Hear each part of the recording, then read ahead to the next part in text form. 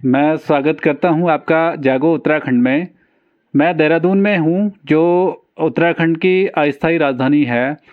और जिस तरह से हिंदुस्तान के इतिहास में क्षत्रियों का जो योगदान रहा है, राजपूतों का जो योगदान रहा है, यहाँ पे देहरादून के ननूरखेड़ा में मैं हूं। और ननूरखेड़ा में क्षत्रिय चेतना मंच के द्वारा यहाँ पे एक बहुत बड़ा एक सामुदायिक भवन का निर्माण किया गया है।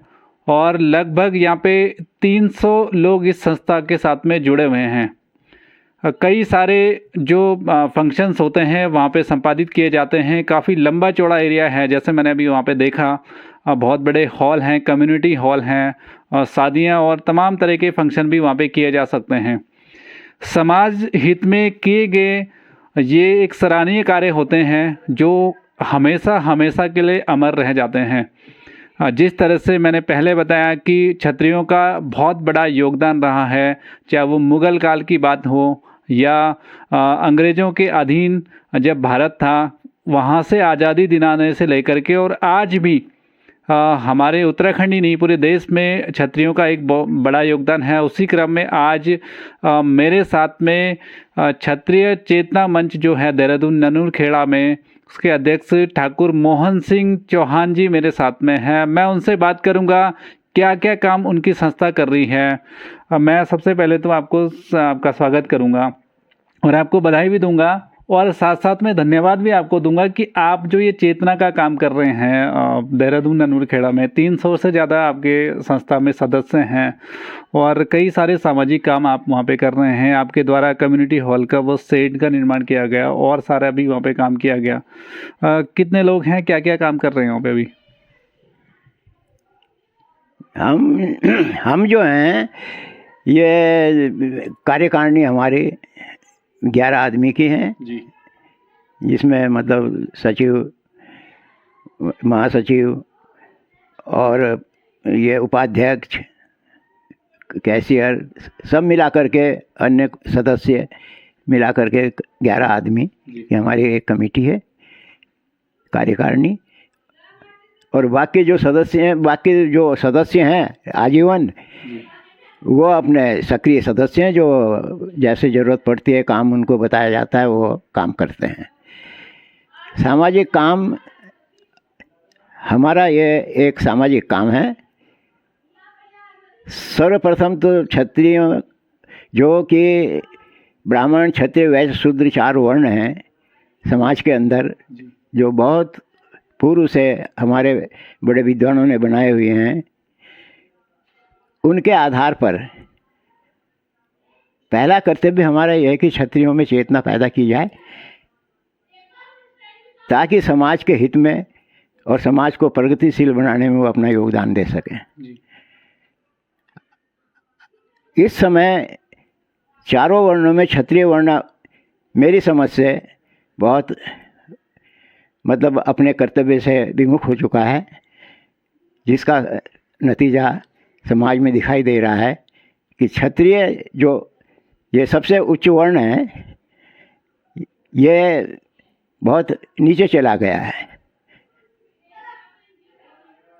हर तरह से, और समाज में जिसके कारण से समाज में विकृतियां पैदा हो रही हैं, अनेकों प्रकार के जो है उपद्रव समझ लो, घूसखोरी समझ लो, ये बलात्कार हैं, अनैतिक कार्य जितने भी हैं, ये सारे इस समय बहुत प्रगाढ़ता पे चल रहे हैं।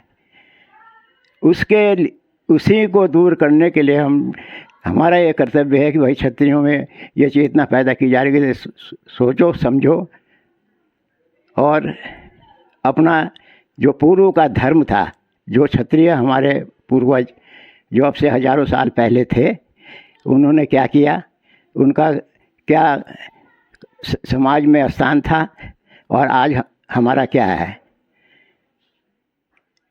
तो अपनी कमियों को दूर करके उनका अनुसरण करते हुए, उनकी जो कार्यशैली थी उसका अनुसरण करते हुए अपने समाज को ऊपर उठाएं ताकि संपूर्ण समाज ऊपर उठे।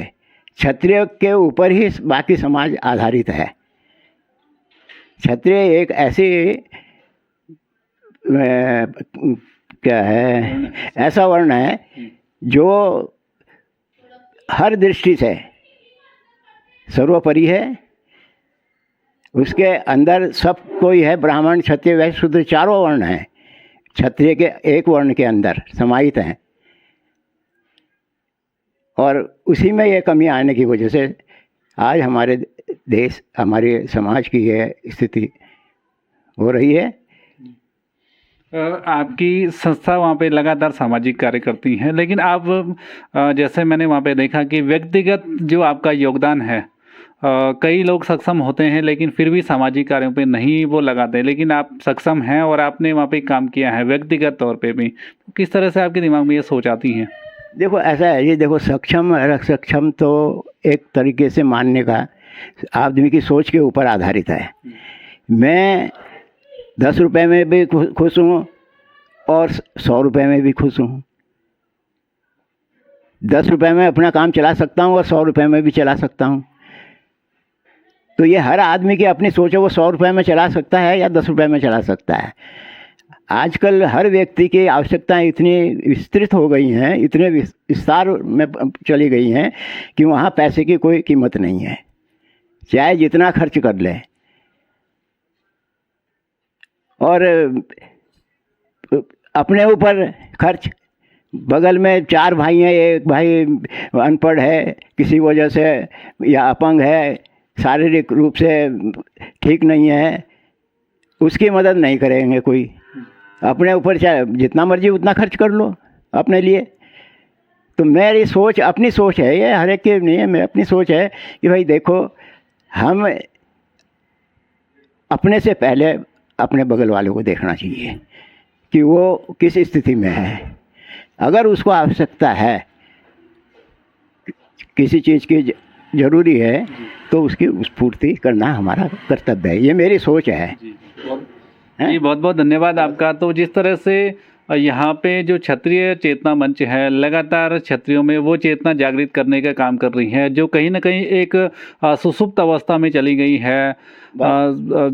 जी कुछ और कहना है? हाँ, ये है कि भाई देखो, अब जो ये हमने ये बनाया है एक स्थान, सिर्फ ये कि ये चिन्ह है जिसको देख करके कम से कम हर व्यक्ति जो क्षत्रिय है, तो उसके अलावा भी जो भी है उसके अंदर भी भावना पैदा होगी। नहीं तो क्षत्रिय के अंदर भी कम से कम भावना पैदा होगी, भाई देखो ये किसी ने अगर ये बनाया है तो किस वजह से, तो उसकी सोच में थोड़ा सा परिवर्तन होगा। अगर देखो, अगर मान ले ये क्या बोलते हैं इसको, शराब खाना है, वहाँ कोई होगा तो वहाँ पर जाकर कोई उस तरह की सोच पैदा होगी, हैं। कहीं धार्मिक स्थान है तो वहाँ उस तरह की सोच पैदा होगी। तो अब उस स्थान को देख करके हमने, एक तो महाराणा प्रताप हमारे बहुत बड़े ऐतिहासिक महत्व के व्यक्ति हैं। हल्दी घाटी की लड़ाई में देखो उन्होंने अपना जीवन समाज से बिल्कुल हट करके जिया, परेशानियाँ मोल ली, परंतु अपने कौम, अपने देश को सुरक्षित रखने के लिए अपना जीवन दिया। तो ऐसे व्यक्ति ठीक है मर जाते हैं, चले जाते हैं दुनिया से, परंतु उनकी जो याद है वो हमेशा हमेशा के लिए रहती है। जी तो बस तो जीवन में कम से कम ऐसा कुछ थोड़ा बहुत काम कर लो कि कम से कम समाज के हित में हो, समाज तुम्हें याद करे। और आदमी इंसान नहीं करता खुद, ये एक ऐश्वर्य शक्ति समझ लो या उसके कुछ भी उसके कर्मों का फल समझ लो। उसने जो कमा रखा है, ये वो शक्ति, उसके जो तार जुड़े हुए हैं, वो उसकी कृपा होती है। जी बहुत बहुत धन्यवाद। तो जिस तरह से आपने बताया कि एक सिंबल के तौर पे वहाँ पे महाराणा प्रताप का वहाँ पे फोटो भी लगा हुआ मैंने देखा, तो जिस तरह से उनका योगदान था हिंदुस्तान के इतिहास में वो जग जाहिर है, वो आज भी हिंदुस्तान के इतिहास में अमर है। तो इस तरह से मुझे उम्मीद है कि क्षत्रिय चेतना मंच निश्चित तौर पे जो क्षत्रियों में जागृति लाने का काम करेगी। और इसी तरह से मैं आपके और आपकी संस्था के साथ में सारे सदस्यों की स्वस्थता की कामना करता हूं, और इसी तरह से आप चेतना को आगे बढ़ाते रहें। बहुत बहुत धन्यवाद। आपका भी बहुत धन्यवाद।